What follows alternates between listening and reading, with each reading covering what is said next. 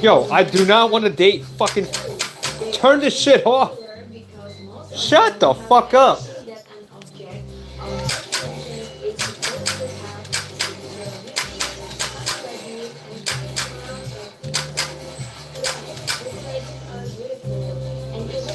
Ah. Can someone shut this bitch? I gotta turn around and like. Oh, fuck me. See? Motherfucker. I got plenty of quarters. Shut up. Just shut the fuck up. Next up, we have The Sinking City 2. Judging by the trailers, this is a massive showdown.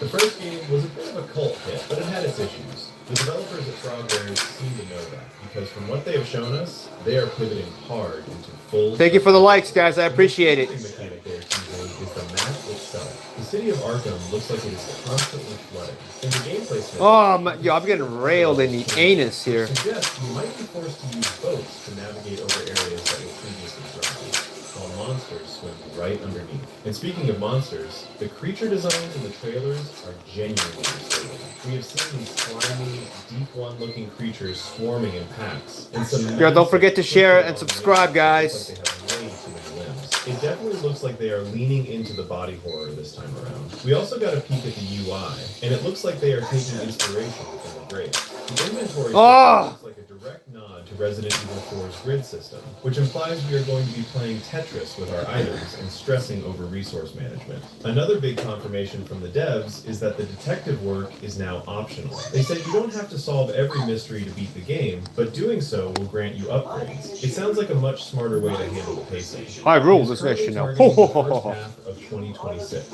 If the final game looks as atmospheric as the trailers, this could be a huge redemption arc for the series. Let me meet my guest.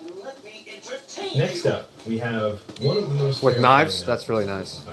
We are talking about Clive Barker's Hellraiser Revival. Now, son of a fucking bitch. Oh, you sons of fucking cunt rags. Sorry, guys. I cursed too much. I ran out of quarters? First off, the biggest news, Doug Bradley is back. That's right, the original Pinhead is voicing the character, which instantly makes this legit. Just hearing his voice in the teaser trailer was enough to give everyone chills. The setup sounds incredible too. You play as a biker named Aiden Lynch. He is trying to save his girlfriend from the Cenobites, but to do that, he has to wield the Genesis configuration. That is the puzzle box. But it is not just a key, it is your weapon. The devs are teasing that you can use the box to cast telekinetic attacks, ripping enemies apart with chains, or manipulating the environment to block paths. But because this is survival horror, you are also using earthly weapons like pipes, bats... Son of a bitch. But here's the catch. They break. The durability system looks brutal, meaning you are going to be scrambling for a new weapon while a Chatterer is sprinting at you down the hallway. Visually, they are not holding back on the gore. That's fucking cool, bro. I remember when this game came out in the arcades? Dude, it was like $1, bro. To play this fucking game, I was like, what, 13 years old? Perfectly. If you have the stomach for it, this bro, is the scariest game on the horizon.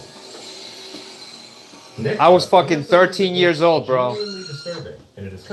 I was like, oh, I got only $1 in quarters, 4 quarters. I can play Marvel vs. Capcom, or 50 cents, or this fucking game.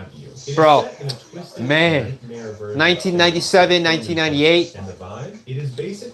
There was this like there was this really big ass fucking arcade place in Flushing, Queens. But the thing that makes this man is the combat mechanic. The devs have built the whole game. It smelled like weed and cigarettes inside of there too.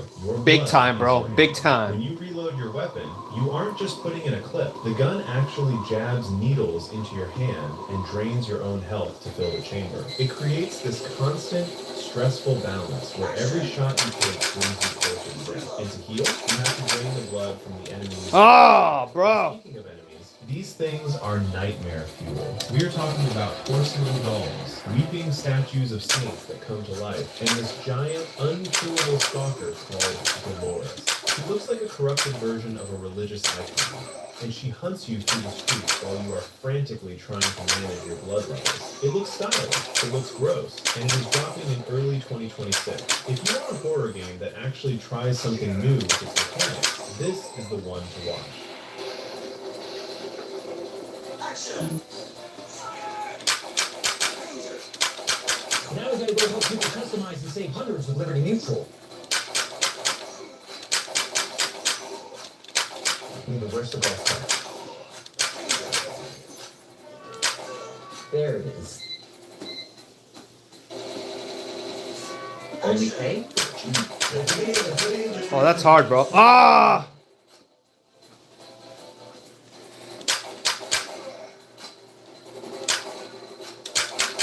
This is what would happen to your body if you ate mood sleep gummies every day.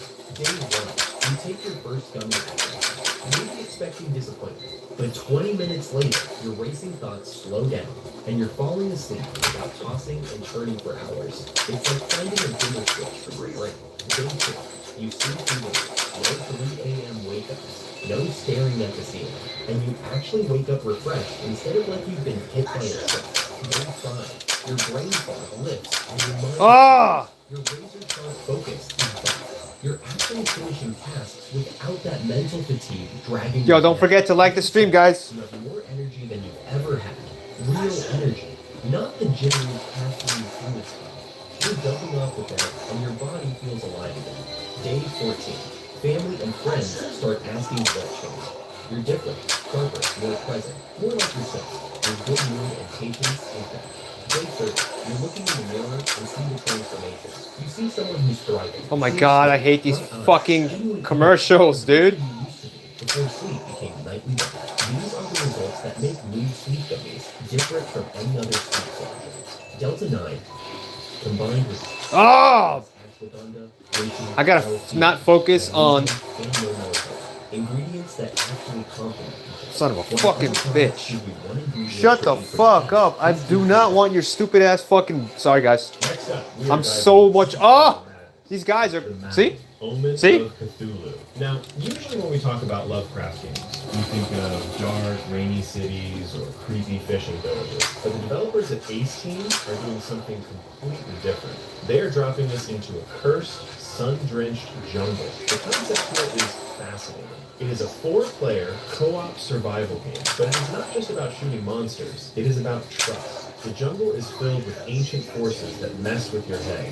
The big hook is the hallucination system. As you go deeper into the jungle, the game starts lying to you. You might see a monster charging you, but it is actually just your teammate trying to heal you, or maybe it is a monster. You literally cannot trust your own eyes. The gameplay loop sounds intense, too. You start on your ship, a galleon, where you stock up on weapons and gear. Damn, this game is longer than I thought it would be. To find this legendary underground city. You have to search every corner for resources, keeping your eyes peeled for traps, all while friendly fire is turned on. So picture this. You are low on health, you are freaking out, and you see a demon running at you. Do you shoot? If you do, you might just kill your best friend. It creates this constant state of panic that most co-op games just don't have. It is targeting a summer 2026 release. If you want a co-op game that would probably ruin your friendships, this is the one.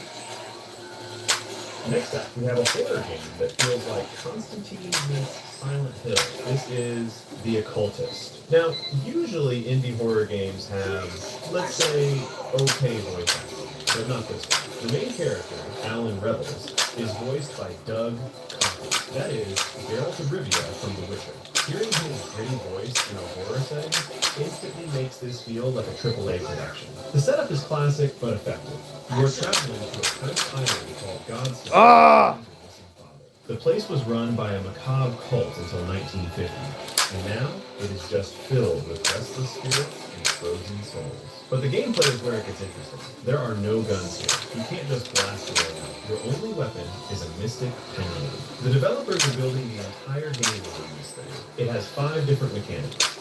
You use it to move objects telekinetically, reveal hidden paths that normal eyes can't see, and even communicate with the dead. It looks like a really cool twist on the usual walking simulator formula, because you are actively manipulating the world to survive. Since there is no combat, it is all about stealth. You have to hide from these terrifying, twisted entities while solving puzzles to uncover what the cult did to the island. If you want a horror game that is less about jump Oh, dude. about occult detective work, keep this on your radar.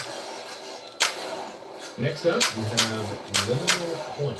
Now, looking at the gameplay, you might think this is an action RPG like Diablo because of the camera angle, but it's actually a straight-up survival horror game, just from a top-down view.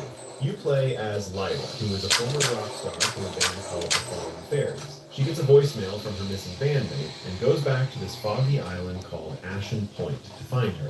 The cool thing about the isometric view is how they use it to mess with you. The developers, Hideworks, added this line of sight mechanic where you literally cannot see around corners until your character physically walks there. So even though you have a bird's eye view, you still have no idea what is waiting at the next hallway until you are right on top of it. The inventory system is straight out of the 90s. It is that classic grid-based management. You have to figure out how to fit a shotgun, which takes up like 4 slots, alongside your health drinks and keys. You will definitely spend time just rearranging your backpack while trying not to panic. You are exploring all the classic creepy spots. An abandoned mansion, a hospital, sewers. Now he's mad. And you have to use your map constantly to plan your routes, because backtracking is a huge part of the game. If you like Signalis or the old school Resident Evil games, but want something with a different perspective, this is definitely one to watch. Got the saw. Oh! This is Fatal Frame 2, Crimson Butterfly, Remake.